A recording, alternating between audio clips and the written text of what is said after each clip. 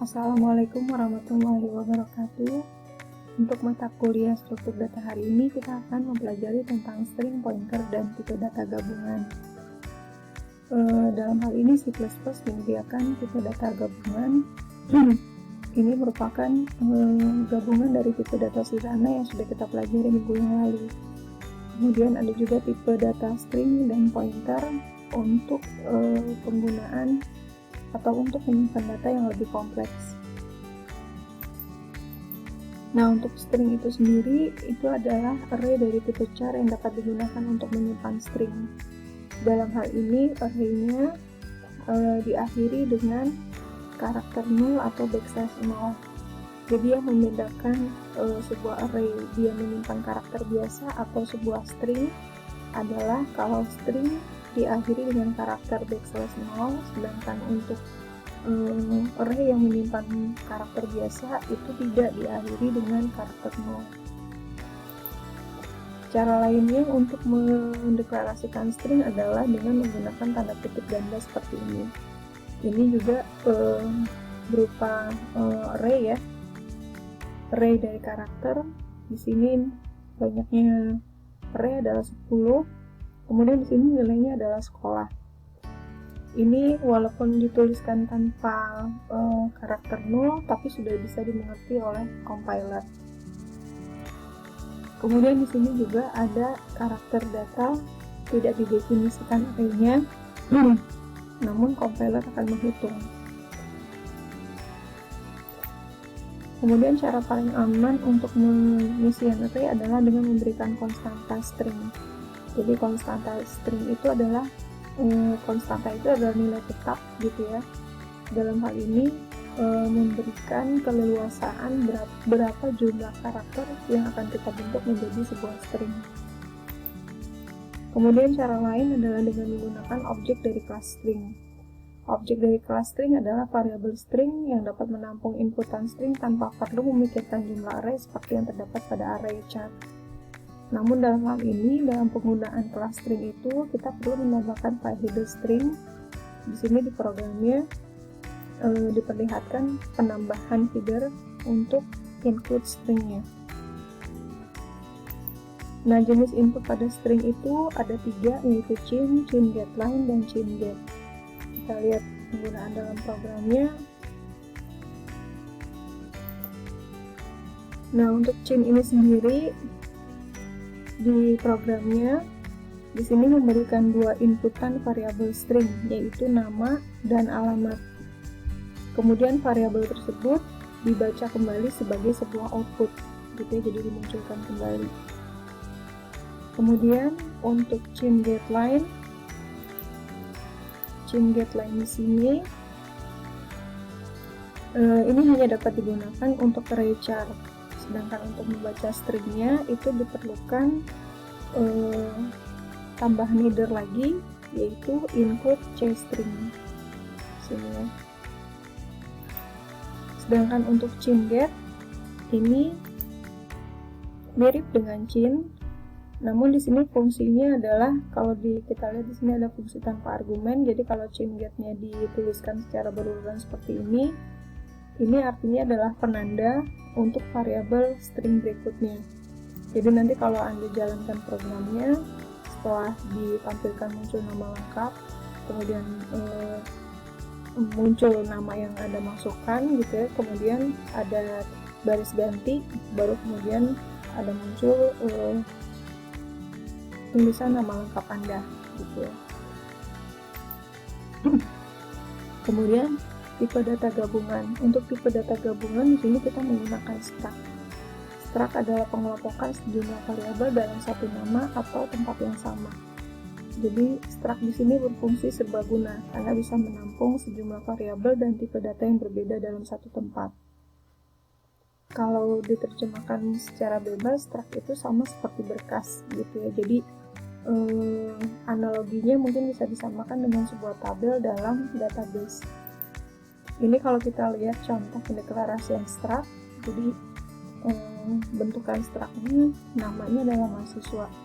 Jadi kalau kita analogikan dalam database-nya tabel mahasiswa, di sini ada nama, tipenya karakter, panjang fieldnya 20. Ada field alamat, tipenya karakter, panjangnya 30. Kemudian ada field IPK, tipenya adalah bilangan real dengan jangkauan yang banyak gitu ya. Kemudian ada field umur dengan tipe bilangan bulat.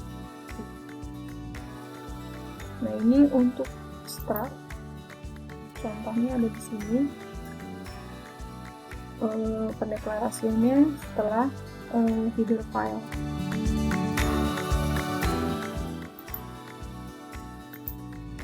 Kemudian ada juga tipe data pointer. Nah, ini pointer adalah variabel yang berisi alamat memori. Alamat memori adalah nilai dari pointer. Jadi kalau variabel biasa itu hanya menyimpan nilai tertentu, tetapi kalau pointer itu bekerja dengan cara dia menyimpan alamat dari variabel yang menyimpan nilai tersebut. Ini ya, kalau bisa diilustrasikan, ini adalah pointer yang menyimpan alamat dari variabel yang menyimpan nilai atau menyimpan data. Nah, ini pointer biasanya digunakan sebagai variabel dinamis. Di sini untuk pointer sendiri ada dua jenis operator, yaitu operator alamat dan operator referensi. Untuk simbolnya menggunakan dan untuk address operator dan menggunakan tanda asterisk untuk reference operator. Di programnya ini diberikan contoh untuk penggunaan pointer untuk operator alamat dan pointer untuk operator referensi.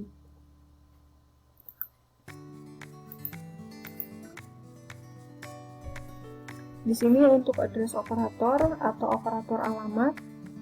Jadi jika ingin mengetahui lokasi alamat memori dari variabel yang telah dideklarasikan, jadi variabel yang sudah dideklarasikan adalah di sini buku dan pulpen.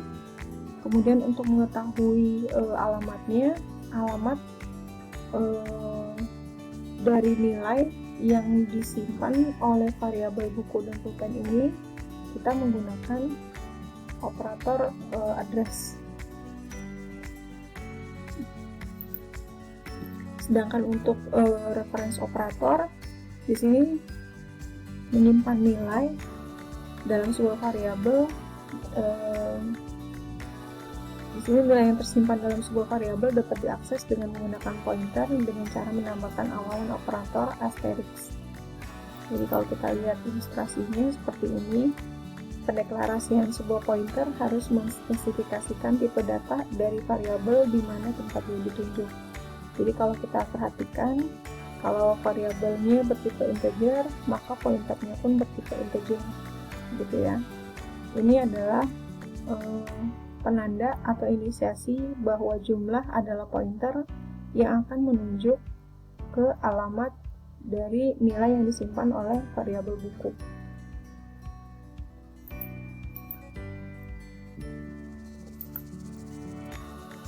Ini adalah contoh dari pendeklarasian pointer. Jadi kalau misalnya kita perhatikan di sini untuk pendeklarasian pointer dengan tanda asterisk, kemudian nama variabel atau nama pointernya. Kalau misalnya dituliskan seperti ini, maka yang menjadi variabel pointer itu adalah p buku 1. Sedangkan p buku 2 adalah variabel dengan bertipe integer biasa. Kemudian untuk pengalokasian memori statis dan dinamis,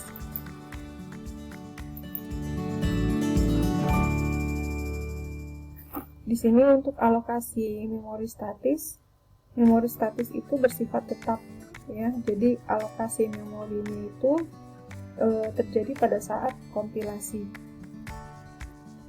Sedangkan alokasi memori dinamis itu di sini menggunakan pointer. Nah, penggunaan pointer ini itu ya, jadi pada saat pengalokasiannya menggunakan operator new. Jadi pada saat diinisiasi atau deklarasi new, ini seperti seolah memesan memesan tempat atau memori untuk dialokasikan sebagai penyimpan variabel. Nah, selain operator new, dalam alokasi memori dinamis juga ada operator delete. di mana fungsi dari operator delete ini adalah sebuah mekanisme pembebasan memori yang harus dilakukan. Jadi hal ini dilakukan untuk menjamin manajemen memori yang baik. Di sini ada contoh program dalam penggunaan delete memory. Di sini delete memory dari data yang sudah kita deklarasikan sebagai pointer.